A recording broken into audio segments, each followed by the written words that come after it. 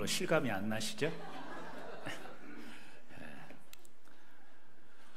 하나님께서 여러분들을 귀하게 부르신 줄 믿습니다.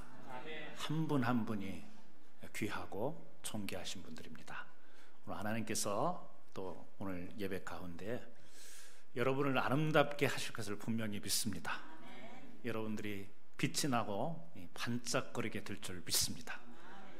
육신의 모습은 초라할 수 있지만 영혼은 보석과 같이 빛이 나는 저와 여러분 되기를 주의 이름으로 축원합니다. 오늘은요, 본문 말씀을 통해서 이 겸손한 성품, 이런 제목으로 함께 말씀을 나누겠습니다. 사람들은 이 재능이나 성공을 중요하게 생각합니다. 그래서 자기가 가지고 있는 재능을 발견하고 그 재능을 극대화해서 성공하려고 노력을 합니다. 하지만 이 재능은 탁월한데 이 성품이 좋지 않은 사람도 있는 것을 우리가 보게 됩니다. 아무리 이 재능이 좋아도 성품이 좋지 못하면 그 재능을 지키기가 어렵습니다. 그래서 성공한 사람 중에 이 탁월한 능력이 있어서 이 성공을 했지만 이 성품이 계속해서 개발되지 못해서 그 성공을 유지하지 못하는 사람도 우리가 가끔 볼 수 있습니다. 하나님께서도 우리 사람들에게, 우리 성도들의 이 성품에 대해서 많이 관심을 가지고 계십니다. 하나님은 이 소중히 쓰실 사람들을 먼저 성품을 고치십니다. 성품을 훈련시키시고 난 다음에 이 사역의 현장에 세우는 것을 우리는 성경을 통해서 잘 볼 수가 있죠. 믿음이라는 것이 하나님과의 관계를 우리가 짓는 중요한 요소라고 한다면, 이 성품이라는 것은 우리가 이 땅에서 하나님의 뜻을 펼치기 위해서 사람들 간에 있어야 될 아주 중요한 요소. 하나님과의 관계에 있어서는 믿음이 소중합니다. 우리가 하나님의 사역을 감당하는데 사람들 사이에 있어서는 성품이라는 것이 중요하다라는 것입니다. 우리가 교회에서 여러 가지 각자 재능을 가지고 또 은사를 가지고 이 교회를 섬깁니다. 은사라고 하는 것, 하나님께서 하나님의 일을 잘 감당하고 부여하신 능력이죠. 힘입니다. 그런데 이 은사에 대해서 로마서 12장, 또 고린도후서 12장, 또 그리고 에베소서 4장, 이렇게 보게 되면 은사에 대해서 이렇게 쭉 설명을 해놓은 것을 우리가 볼 수가 있죠. 그런데 이 말씀 가운데 하나님께서 우리에게 은사를 주시는 이유가 뭐냐, 이런 재능과 능력과 힘을 주시는 이유가 뭔가 명확하게 이야기를 하고 있죠.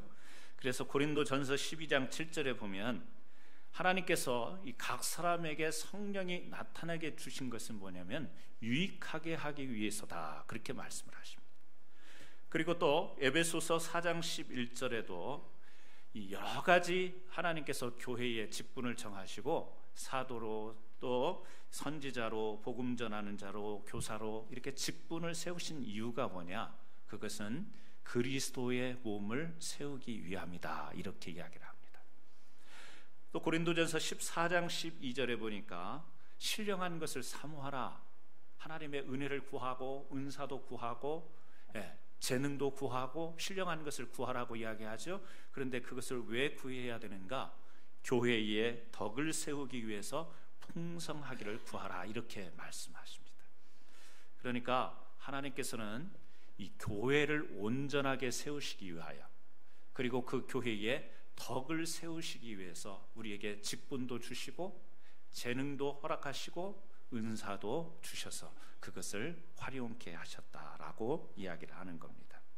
그런데 이렇게 하나님께서 우리에게 은사, 힘을 주시지만 이 힘이라는 그 자체만 가지고 우리가 생각할 것은 아니라는 거죠.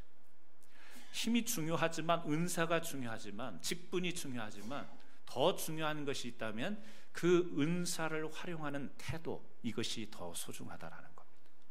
힘은 주어졌는데 이 힘을 어떻게 사용하고 어떻게 활용할 건지 그 태도가 더 중요한 것임을 성경은 결코 간과하지 않는다라는 사실입니다. 그래서 오늘 우리가 로마서 12장 이 3절 말씀에도 보면 그 말씀이 나오죠.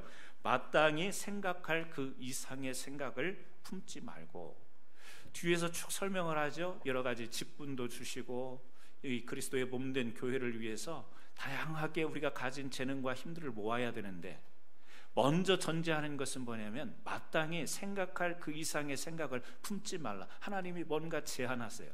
그 제한이 뭐냐면 교만하지 말라는 거예요. 선을 넘지 말라는 겁니다. 조금 반대 이야기로 하면 겸손하게 이 주신 힘을 잘 활용하라.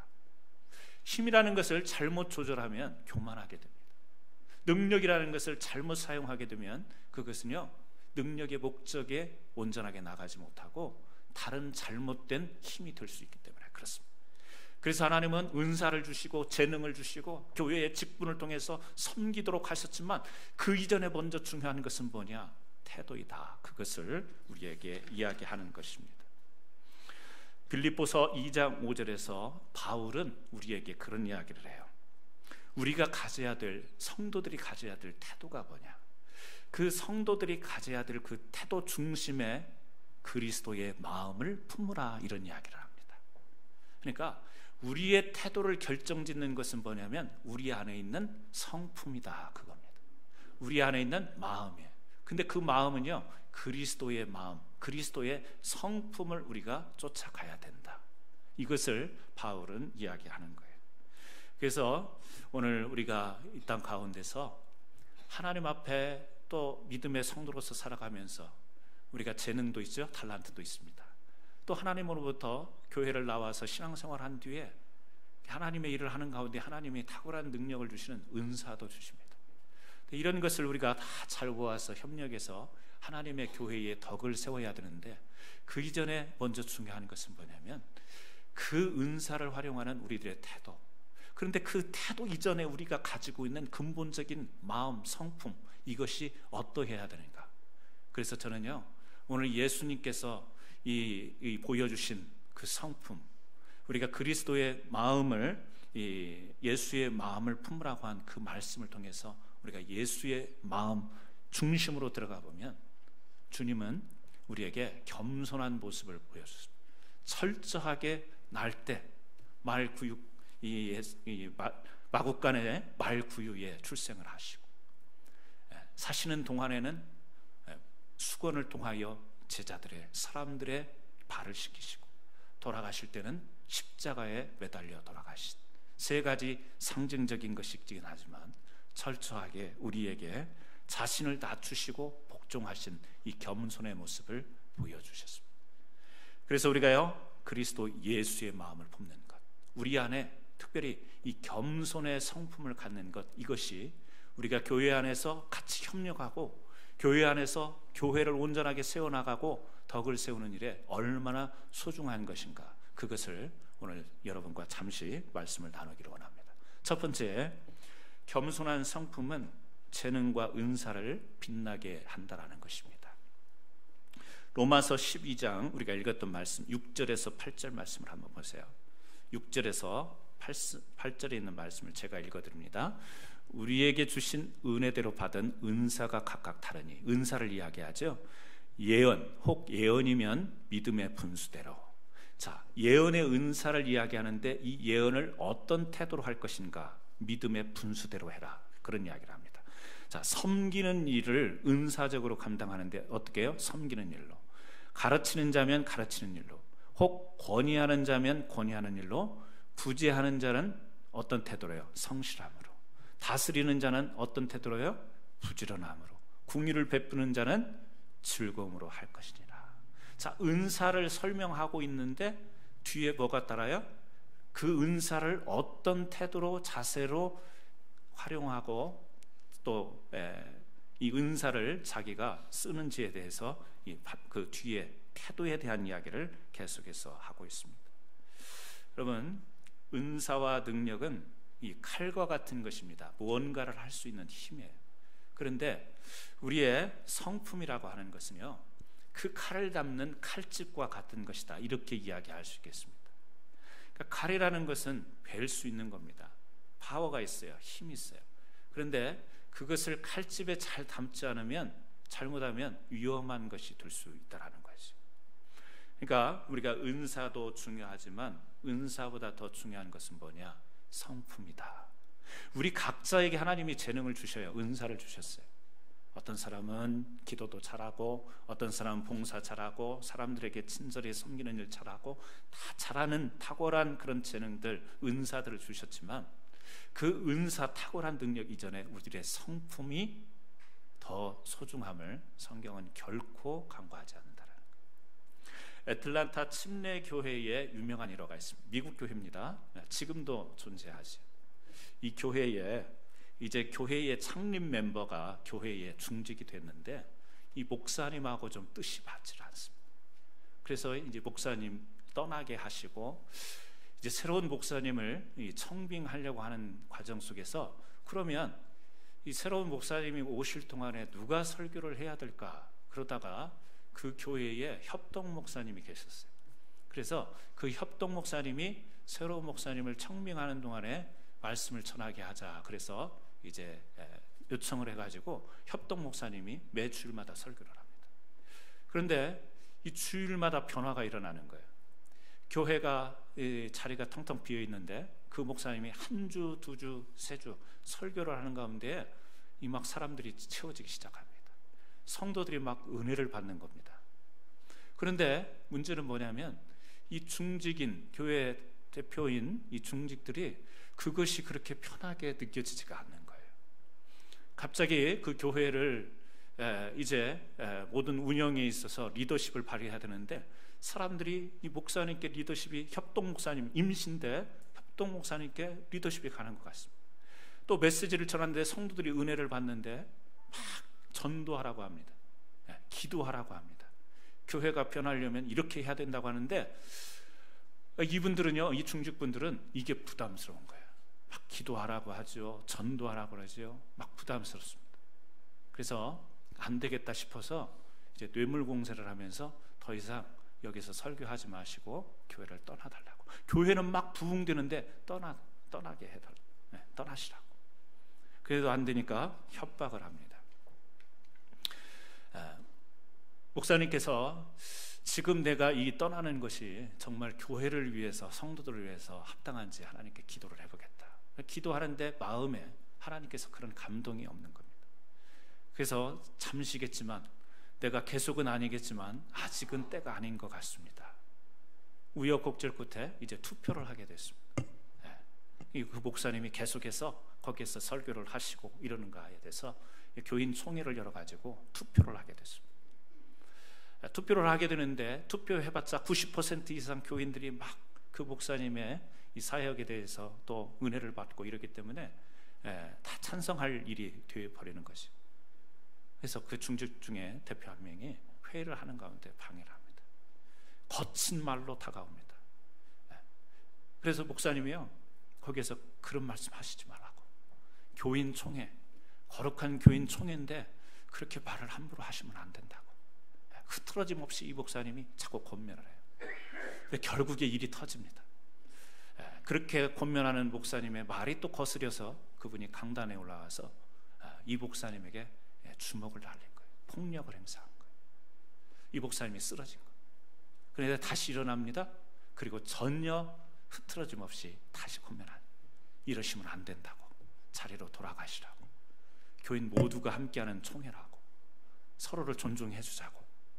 근데요, 그때 중학교 2학년이었던 그 목사님의 아들이 그 현장에서 그걸 본 거예요. 그리고 그 중학교 2학년이었던 이 목사님이, 이 아들이 이제 장성해서 이 목사님이 됐습니다. 여러분 아시는 목사님일 거예요. 여러분 이 아버지 목사님이 누구냐면 찰스 스탠리 목사님. 그리고 이 아들 스탠리 목사님이 지금 미국에서 규모적으로 두 번째 큰 교회입니다. 텍사스에 있는 그 교회 다음으로 큰 교회. 지금 미국에 굉장한 영향력을 미치는 이 목사님이 된 것을 우리가 볼 수 있어요. 그래서 이분이요, 책을 쓴 거예요.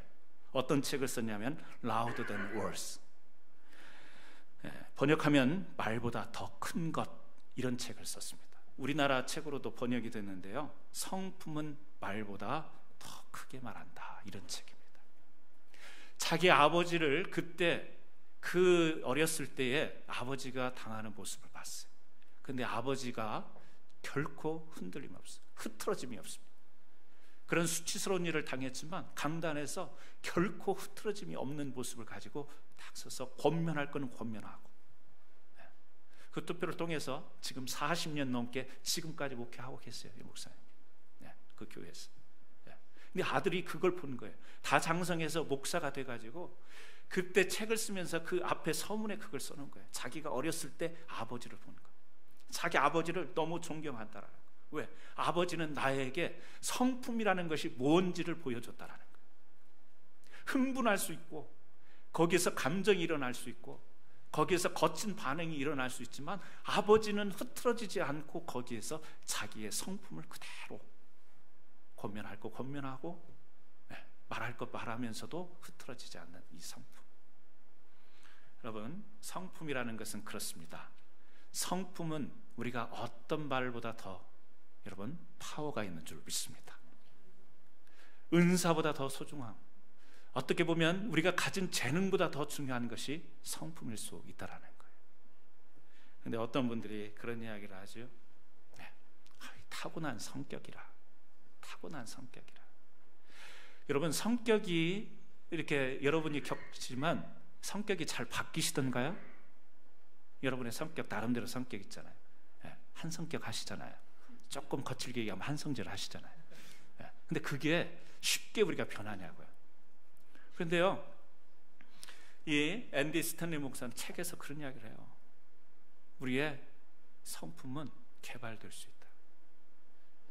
그래서 그게 저를 한번 놓고 한번 생각을 해봤어요. 진짜 내 성격이 바뀔 수 있는가? 성격이 정말 쉽게 변하지 않는 것인데 우리가 그냥 피부로 느낄 수 있는 그거 아니에요. 성격이라는 게 참. 근데 이 목사님은요, 이 바뀔 수 있다 그런 이야기를 해요. 그래서 이 말씀을 보다가 그런 생각을 해봤습니다. 우리의 성격과 저는 성품을 조금 구별을 해보고 싶은 생각이 드는 거예요. 뭐냐면 성격이라는 것은 여러분, 보석 다이아몬드가 나오고 이 청보석, 녹보석이 나올 때 땅에서 밝히면 그 반짝반짝이는 보석이 나오는 게 아닙니다. 뭐죠? 원석이 나오죠. 원돌. 근데 그것을요 가공을 할 때 다이아몬드가 되고 몇 캐럿짜리 다이아몬드가 되고 또 여러 가지 보석이 나옵니다. 가공을 하고 다듬고 가다듬을 때 보석이 돼요. 그러니까 우리가 흔히 그래요. 이 성격이 사람이 쉽게 변하나. 하지만 여러분, 이렇게 생각을 하죠. 성격이라는 것은 원석입니다. 근데 이것을 갈고 닦으면 뭐가 돼요? 우리의 성품이 될 수 있다라는 거예요. 그러니까 내 성격 내가 아는데요, 안 됩니다. 여러분, 그렇게 말하지 마세요. 왜? 지금 여러분은 그냥 원석만을 보고 있기 때문에 그래요. 여러분이 갈고 닦으면, 여러분의 그 성격을 다듬으면, 가꾸면 어떻게 돼요? 보석 같은 성품이 될 줄로 믿습니다. 그래서 저도 한때는요 그런 이야기를 막, 옛날 설교 녹음한 거 보면 그런 설교를 했어요. 성격은 절대 안 바뀝니다. 그래서 막 성령 받아서 확 뒤집어져야 됩니다. 막 이렇게 막 설교하고 있는데 아니요, 성격도 바뀔 수 있습니다. 무엇으로? 좋은 성품으로. 옆에 분들하고 한번 그렇게 인사해요. 당신은 원석입니까 보석입니까? 그렇게 한번 해보세요. 네? 원석입니까 보석입니까? 네. 아직 세공지를 가다듬지 않아서 그렇지 여러분은요 몇 캐럿짜리예요. 오늘 그냥 여기 눈이 부시잖아요. 눈이 있는 데는 볼지어다. 여러분이요 그렇습니다. 우리에게는 좋은 성품으로, 예수님의 성품으로, 성경이 안 되는 것을 우리에게 요청하겠어요? 그리스도의 마음을 품으라. 물론 안 되어 있는 상태에서 던져주시는 말씀이지만 안 되는 것을 하라고 말씀하겠어요? 아니라는 거예요. 우리의 성품도 그리스도의 성품으로 따라갈 수 있는 줄 믿습니다. 예수님께서 낮아지시고 섬기셨던 그 성품으로 우리도 닮아갈 수 있는 줄 믿습니다. 우리는 각자의 재능, 각자의 성격, 교회 생활을 함께 하다 보니까 내 성격은 이래요, 내 성질은 이래요, 내가 잘하는 거는 이래요. 말하지 않아도 한 달만 지나보면 다 드러나요. 아유, 저 집사님 참 성깔도, 저 집사님 성격도, 저 집사님은 저런 은사가 있네, 저 집사님은 저런 탁월한 재능이 있네. 우리가요, 말하지 않아도 같이 살다 보면 다 드러납니다. 서로에게 보여지는 게 있고 내가 또 보여주는 게 있고 그렇습니다. 그런데 오늘 우리가 기억했으면 좋겠습니다. 우리가 서로 직분도 가지고 잘하는 거 가지고 교회를 위해서 함께 힘쓰고 애쓰는데, 이 함께 힘쓰고 애쓰는 이 수고가 빛이 나려면 우리가 이 성품으로 우리의 재능을 잘 감싸고 나가야 될 줄 믿습니다.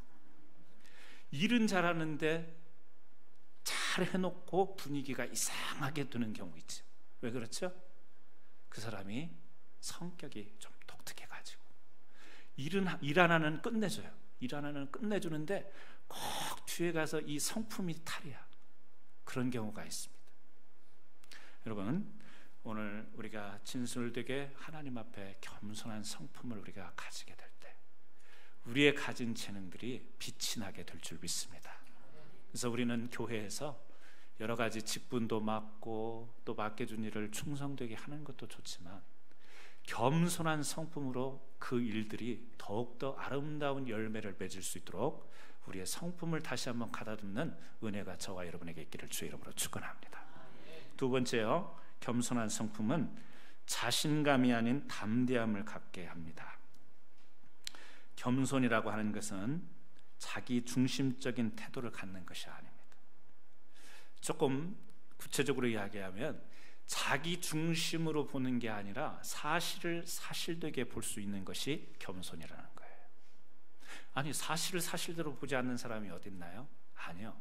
똑같은 것을 보고도요, 해석이 다릅니다. 왜? 내가 어떤 마음과 어떤 중심을 가지고 있는가에 대해서 똑같은 사건을 보고도, 똑같은 것을 보고도 전혀 다른 해석이 나와요. 그래서 우리가 이 재판할 때, 법원에서 재판할 때 이 증인들을 세우는데 증인들의 어떤 사실을 놓고 사건을 놓고 증언하는데 이야기들이 다른 경우가 있어요. 왜? 자기의 어떤 바라봤던 것들이 자기가 가지고 있는 중심적인 의식에서 보기 때문에 다 다르게 볼 수 있기 때문에 증인을 세워도 증언이 다 다를 수 있다는 거예요.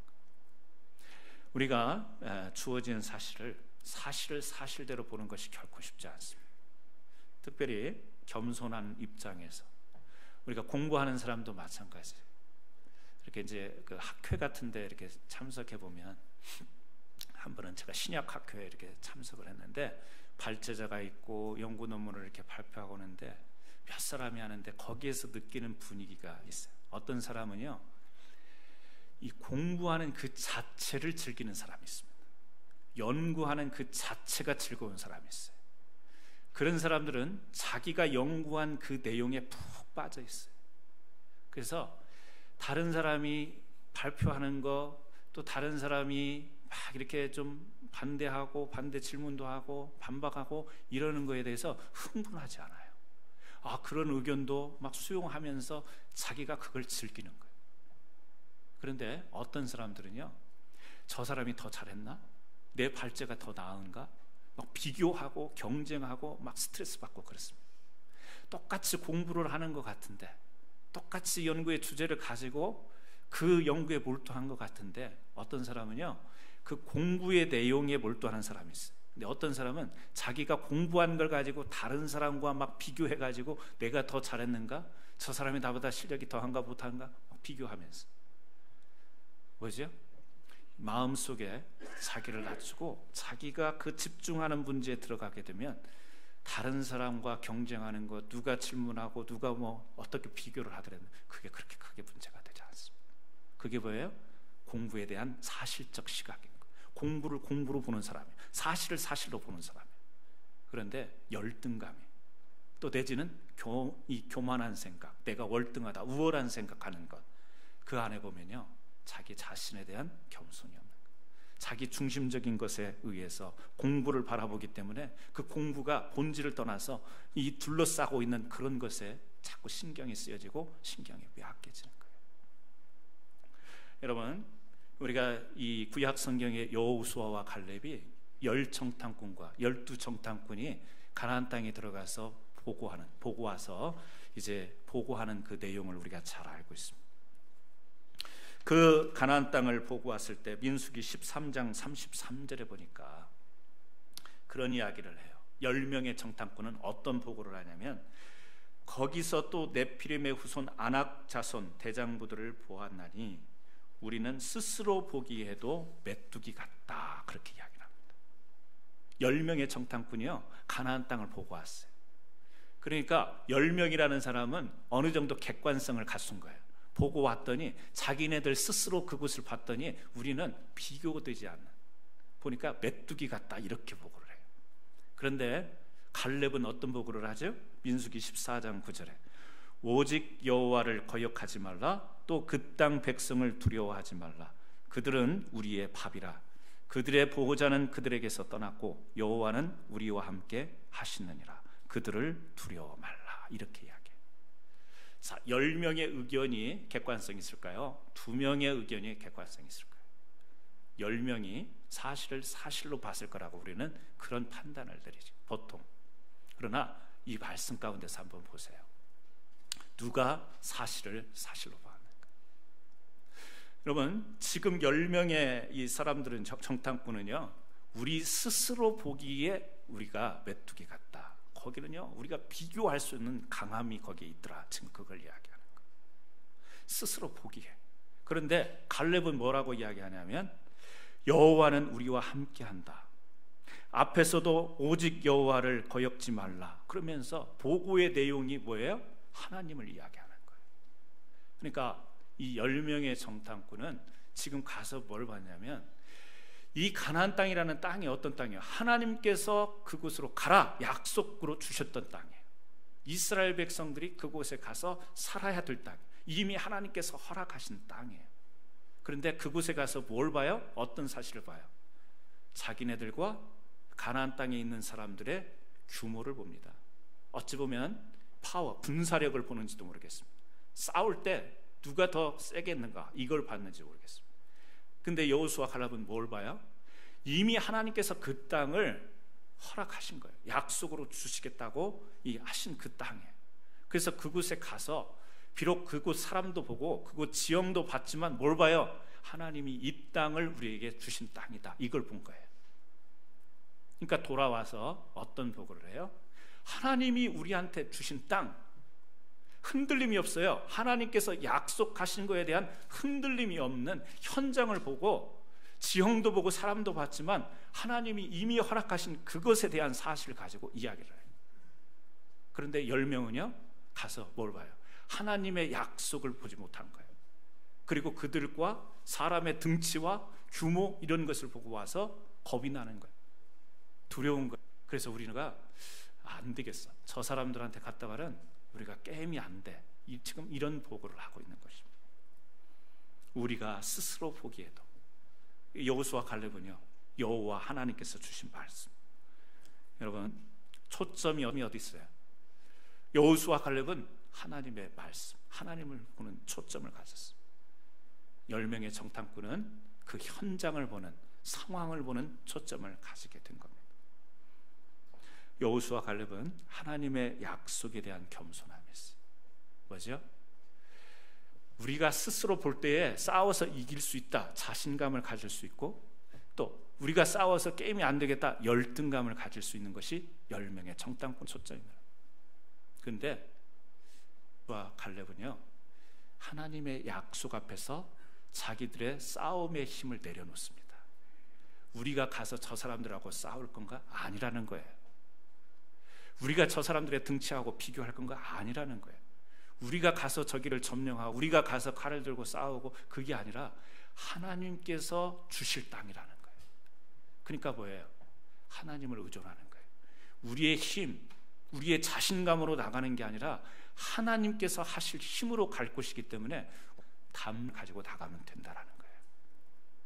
여러분, 자신감과 담대함이 있습니다. 우리는 세상에서 많이 듣는 이야기가 뭐냐면, 자신감을 가지고 살아라, 이 이야기를 듣습니다. 노력을 합니다. 자신감은 뭐예요? 자기가 가지고 있는 있는 힘을 믿는 거예요. 근데 담대함은 뭐예요? 내가 가진 힘을 내려 하나님께서 하실 것이라고, 하나님이 동행하시는 그 가운데서 승리할 것을 믿는 믿음으로 이 마음속에 담력이 생기는 것이 담대함이에요. 그러니까 자신감으로 그곳을 정복하려고 하는 이 청들의 갈렙은 뭐예요? 우리들의 힘 가지고 가는 게 아니다, 하나님이 그렇게 하실 거라는 약속을 붙들고 어떻게 했어요? 담대하게 나가자. 저들은 우리의 밥이다. 여러분, 동일한 말씀, 골리앗의 이야기. 다윗이 어린 소년 목동이었습니다. 그런데 골리앗과 싸우러 나가요. 우리가 보면 아주 이 소년이 객기 부리러 나가는 것 같아요. 어린 소년이 게임도 안 되는데 거기에 무슨 물맷돌 5개를 들고 나가겠어. 다윗은 칼과 단창으로 내게 오거니와 나는 만군의 여호와의 이름으로 곧 네가 모욕하는 이스라엘 군대의 하나님 이름으로 내게 가노라. 어린 목동이 어떻게 이렇게 스스로 그런 마음을 가질 수도 있겠지만, 저는 이게 분명히 하나님께서 다윗에게 담대함을 주셨기 때문에 가능한 거예요. 그러니까 너는 칼과 단창으로 나오지만 나는 물맷돌. 비교돼요? 비교가 안 되는 거예요. 싸움에 비교되지 않습니다. 그래서 다윗이 이렇게 나가는 거예요. 자신감 가지고 갔어요? 아니에요. 담대함을 가지고 나간 거예요. 자신이 가지고 있는 것은 물맷돌이에요. 자신의 뭐죠?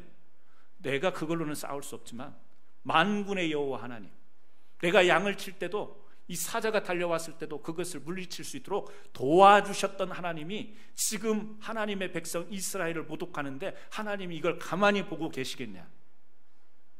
하나님이 나를 세우시는데 내가 담대함으로 나가겠다. 자기의 힘, 자신감이 아니라 담대함을 가지고 나간 줄 믿으시기 바랍니다. 사랑하는 자녀들에게도 자신감을 키워주려고 하지 마시고 담대함을 키워주시기를 주의 이름으로 축원합니다. 어려서 네가 이렇게 배우고 지식도 쌓는 이런 많은 경험도 이것이 너에게 바란다. 세상에서 교육은 그렇게 합니다. 그러나 신앙교육은 그게 아니에요. 네가 가지고 있는 실력이 아주 좋다 할지라도, 네가 재능이 있다 할지라도, 네가 탁월함이 있다 할지라도 하나님 앞에서 그것을 내려놓고 하나님이 너와 항상 동행하실 것이고 하나님이 너를 지켜주실 것이고 하나님이 너를 길을 열어주실 것이고 하나님을 의존하고 하나님이 주시는 그 믿음으로 네가 세상에 나아가라. 뭐예요? 네 가진 힘, 자신감으로 나가는 게 아니라 담대함으로 나가라. 이것을 우리가 자신감을 내세울 때가 있습니다.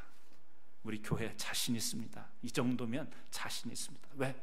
이만큼 성도도 있고 이만큼 또 재정적 능력도 있고 이만큼 탁월한 사람들도 모여 있고 여러 가지 우리가 자신감으로 무슨 일을 할 수 있을 것 같지만, 여러분 경험하시죠? 하나님의 교회가 그 자신감으로 그렇게 되던가요? 절대 그렇지 않습니다. 우리의 자신감을 철저히 하나님 앞에 내려놓을 때 하나님의 역사가 일어나는 줄 믿습니다.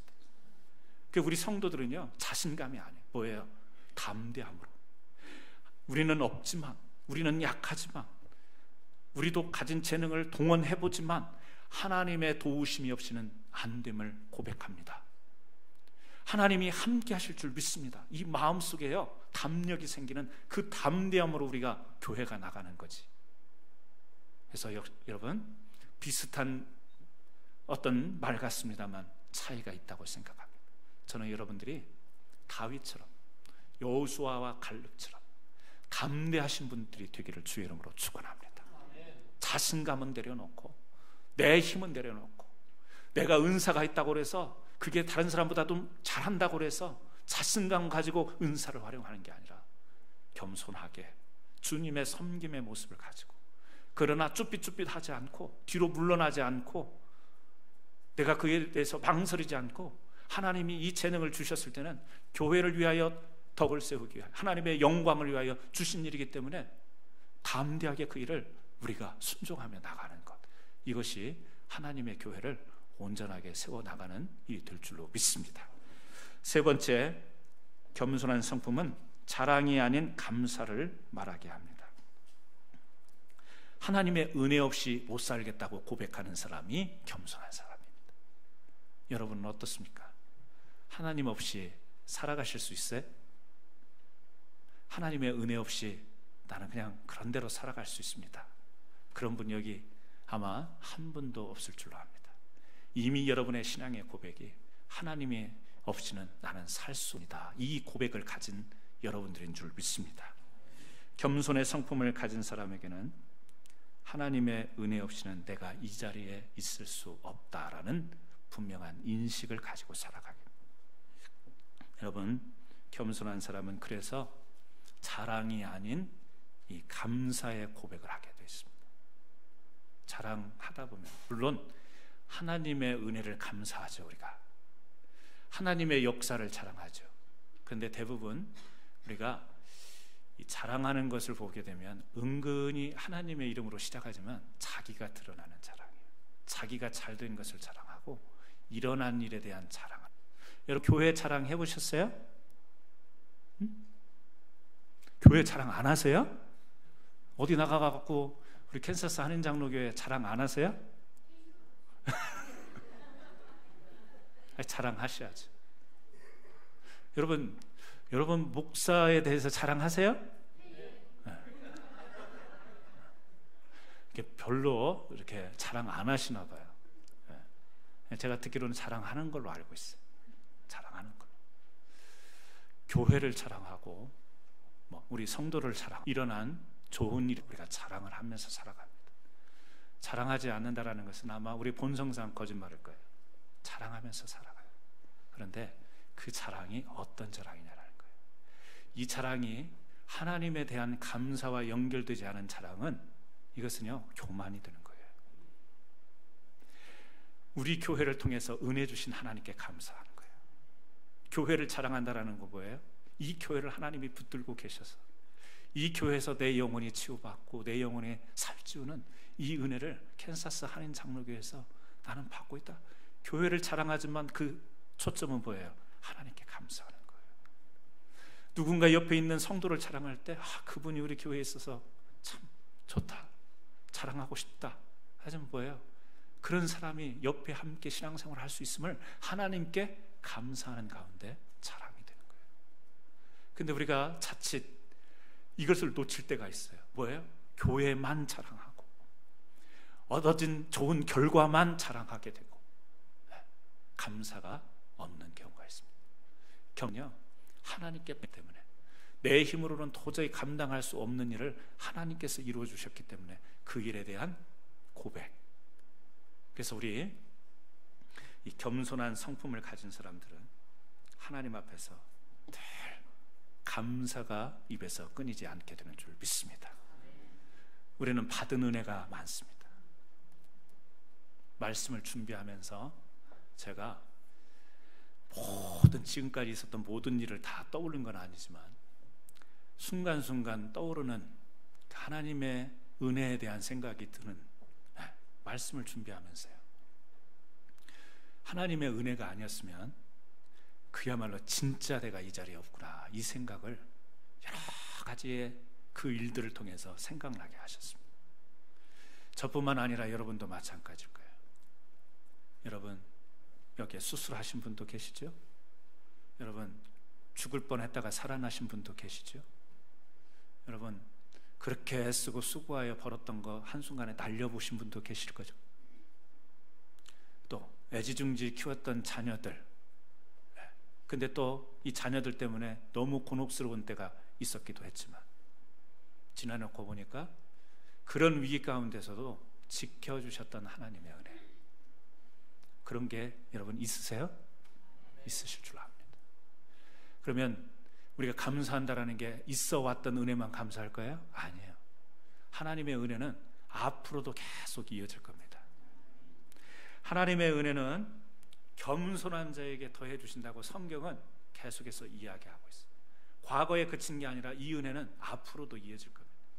그런데 성경은 무엇을 이야기하고 있냐? 야고보서 4장 6절에 겸손한 자에게 하나님께서 은혜를 베푸신다고 말씀합니다. 지금까지 받은 은혜처럼 앞으로도 계속해서 하나님은 겸손한 자에게 이 은혜를 주신대요. 겸손하다는 게 뭐예요? 하나님을 인정하는 것, 하나님 앞에 내 것을 내려놓는 겁니다. 하나님께 의탁하는 거예요. 또 잠언서 22장 4절에 이런 말씀이 있어요. 겸손과 여호와를 경외함의 보응은, 겸손과 여호와를 경외함의 보응은 재물과 영광과 생명이니라, 그런 말씀이 있어요. 여러분이 겸손한 성품을 가지고 하나님을 잘 섬길 때 주어지는 답은 뭐냐? 성경이 이야기하죠. 재물과 또 영광과 생명이다. 재물이라는 것을 부자라고 그렇게 생각하지 마세요. 겸손하면 부자 되게 한다, 이 말씀이 아니에요. 뭐죠? 재물이라는 것은 우리의 필요를 공급하시고 채워주시고 이어가게 하시는 거예요. 영광은요, 사람의 가치를 누리면서 살아가게 하시는 거예요. 생명은요, 우리의 영생에 대한 소망, 이것을 이루게 하신다. 어떻게 할 때? 겸손하여 여호와를 섬길 때 하나님은 계속해서 우리의 필요를 공급해 주세요. 사람이 사람답게 살아갈 수 있는 가치를 허락하세요. 그리고 우리 마음속에 품는 영혼에 대한 이 소망이 흔들리지 않도록 하나님은 그런 은혜를 주신대요. 누구에게? 겸손한 성품을 지닌 자에게. 여러분, 저와 여러분이 오늘 다시 한번 겸손해야 되는 것, 하나님께서 이 말씀을 저는 주신 그대로 믿습니다. 제가 겸손하면 하나님께서 저에게 재물 주실 줄로 믿습니다. 필요를 채워주시고 가치 있게, 목사니까 목사의 가치에 맞는 삶을 살게 하실 거고, 이 영혼의 생명을 지켜주시고 이 영혼의 생명에 하나님 나라에 갈 수 있도록 붙들어 주신다는 사실을 이 야고보서 6절 말씀을 통해서 저는 확실하게 붙듭니다. 저는 여러분들도 겸손의 성품을 통해서 이 하나님의 말씀의 축복을 누리기를 주의 이름으로 축원합니다. 말씀을 마치기 원합니다. 에베소서 4장 3절에 보면 이런 말씀이 있어요. 겸손과 온유 그리고 오래 참음과 사랑으로 성령의 하나 되게 하신 것을 힘써 지키라. 여러분, 이미 하나님께서 우리를 한 소망 안에서 불러주신 줄 믿습니다. 이미 우리를요, 캔사스 한인 장로교회라고 하는 이 교회를 통해서 여러분 한 소망 안에서 불러주셨어요. 그런데 이 교회에서 이 소망을 가지고 나가는 우리가, 부르심을 입은 우리가 어떻게 하라는 거예요? 힘써 지켜나가요. 뭘요? 겸손과 온유, 겸손 지켜나가래요. 또요, 오래 참음과 사랑. 이미 부름을 당했으니까, 부름을 받았으니까 여기에서 우리가 겸손한 성품, 온유, 오래 참음, 사랑을 어떻게 해요? 지가 하나 되게 하신 것을 힘써 지키지 못하면서 우리가 투정 부릴 때가 있어요. 우리 교회에 좀 이런 사람들이 왔으면 좋겠다. 우리 교회에 이런 장로님이 계시면 좋겠다. 이런 집사님이 계시면 좋겠다. 그러면 지금 계시는 장로님들은 뭐예요? 지금 계시는 집사님들은 뭐예요? 우리 교회에 이런 목사님이 오시면 좋겠다. 그러면 부흥돼요. 그러면 저는 뭐예요 지금? 우리가 가끔 그런 생각을 해요. 좀 내게 이런 사람들이 있었으면 좋겠다. 한 목사님이 그랬대잖아요. 이 목사님이 서울 온누리교회를 이제 방문을 한 거예요. 온누리교회 하용조 목사님 살아계실 때 그 교회를. 근데 교회가 그렇게 멋있게 보이더라는 거예요. 또 이게 강단에 목사님이 이렇게 세미나를 하는데 그렇게 멋지게, 같은 목사이면서도 그렇게 멋지게 보이더라는 거예요. 알고 보니까 이 신동아 그룹의 이 최 회장님이, 최순영 회장님이 이 동서지간이잖아요, 하영조 목사님. 그래서 교회 아파트를 짓다가 그 안에도 교회를 하나, 반듯한 교회를 세웠으면 좋겠다 해서 이제 온누리교회를 이렇게 짓게 되었는데, 이 목사님이 그거를 이제 알고는 자기 교회로 와서 기도하는 가운데 자기 동서들을 한번 생각해 봤대. 지지리도 다 못 살더래요, 동서들. 그러면서 하나님 앞에 푸념하듯이 그렇게 기도를 했대. 하나님, 똑같은 목사인데 누구는 옆에 그런 좋은 사람들을 붙여주고 좋은 사람들을 만나서 목회를 잘하는데 나는 뭡니까? 그런 투정어린 기도를 했대요. 했더니 주님께서 마음속에 이제 그런 응답을 주시더래요. 너도 그러냐? 나는 어떠냐? 그러더래요. 나는 배반한 놈, 부인하고 도망가는 놈, 내가 십자가에 매달리려고 할 때 다 뿌리치고 도망간 놈들하고 나는 목회를 했다 그러더래요. 좋은 사람 기다리지 말고 네가 그 사람들에게 좋은 목사가 되어주면 안 되겠냐, 그런 마음에 응답을 받더래요. 여러분, 그렇죠? 우리가 우리 교회에 이런 사람들이 좀 왔으면 우리 교회가 더 좋아지고 부흥할 것 같고, 우리 교회에 이런 사람들이 또 리더십을 발휘하면 교회가 더 잘 될 것 같고, 우리가 순간순간 그런 생각이 들 때가 있습니다. 그러나 여러분, 그 생각하기 이전에 내가 먼저 이 교회에 좋은 사람, 겸손한 성품으로 섬기고 오래 참고 사랑하고, 우리가 이렇게 되면 우리 교회 있는 사람들을 제쳐놓고 다른 데서 사람 찾지 않기를 주 이름으로 축원합니다. 옆에 있는 분들이요, 너무너무 소중한 분들이에요. 그래서 좀 누가 이런 사람이 있었으면 좋겠다. 저도 솔직히 고백할 때 그런 점이 없지는 않기는 않아요. 그렇기는 하지만 말씀을 보면서 그 생각 내려놓습니다. 우리 교회 장로님들 계신데, 이 장로님, 우리 교회에 안수 집사님들을 세웠는데 하나님이 왜 세웠겠어요? 아니, 직분자만 그래요? 우리 성도 한 분 한 분을 같은 소망 안에서 이렇게 불러주셔서 덕을 세우고 그리스도의 몸된 교회를 이루라고 불러주셨는데, 우리가 왜 다른 데 눈을 돌리고, 왜 같이 옆에 있는 사람들에게 눈을 흘기고, 왜 가지고 하나님이 주신 은사가 있음에도 불구하고 그 은사가 빛이 나지 않도록 짜증이 나고 성질이 나고 우리가 그렇게 하냔 말이에요. 여러분, 겸손의 성품으로 여러분들의 주의를, 여러분들이 빛나게 하시기를 바랍니다. 내가 좋은 장로로 사람들에게, 내가 좋은 집사로 사람들에게, 저도 마찬가지고요, 좋은 목사로 여러분들에게 되어주기를. 저는 절대 그럴 일이 없습니다. 어디 나가가지고 우리 교회 성도들을 제가 어디 가서 절대 원망하지 않겠습니다. 여러분, 이 절대라는 말, 베드로의 말 아시죠? 어떻게 될지는 모릅니다. 그런 선서를 하는 거예요. 저는 여러분들 자랑하겠습니다. 아멘이 없잖아요. 여러분, 저를 자랑하시겠습니까?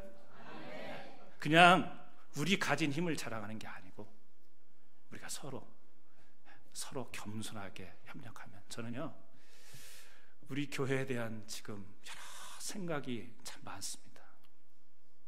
우리 교회의 비전도 물어보시는 분도 계시고, 앞으로의 어떤 계획도 물어보는 분도 계시지만, 섣불리 제가 가지고 있는 자신감 가지고 나서려고 하지 않습니다. 그거는 저뿐만 아니라 우리 성도님들도 마찬가지라고 생각합니다. 뭐예요? 철저히 우리의 가진 것을 내려놓고 하나님의 능력을 앞세워 나갈 수 있는 우리 교회가 되어야 될 줄 믿습니다. 하나님은 능력으로 함께 하시려고 하는데, 문제는 뭐냐면 우리가 그 능력 앞에서 어떤 태도를 갖는가, 어떤 성품을 갖는가에 따라서 우리 교회는요, 전혀 다른 방향으로 나가게 될 거예요. 당부하건대 사랑하는 성도 여러분, 다시 한번 겸손의 성품을 가지고, 우리 식구가 우리 식구 안 챙기면 어떻게 돼요? 서로 챙기고, 서로 자랑하고, 서로 보호하고, 안아주고. 은사 있으면 뭐예요? 방언하고 예언하면 뭐예요? 그 방언하고 은사한 거 가지고 정죄하고 심판하고 승질 부리고 분쟁 짓고 파당 짓고 이러면 뭐 할 거예요?